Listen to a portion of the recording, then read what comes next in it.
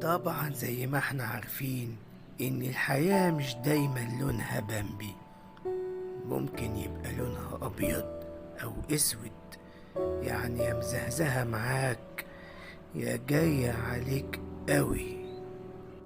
يعني ما تفكرش كتير في اللي جاي بكرة، اعمل انت بس اللي عليك وحقق اي فكرة. اصل الدنيا مش مستنياك، هتمشي بيك او من غيرك.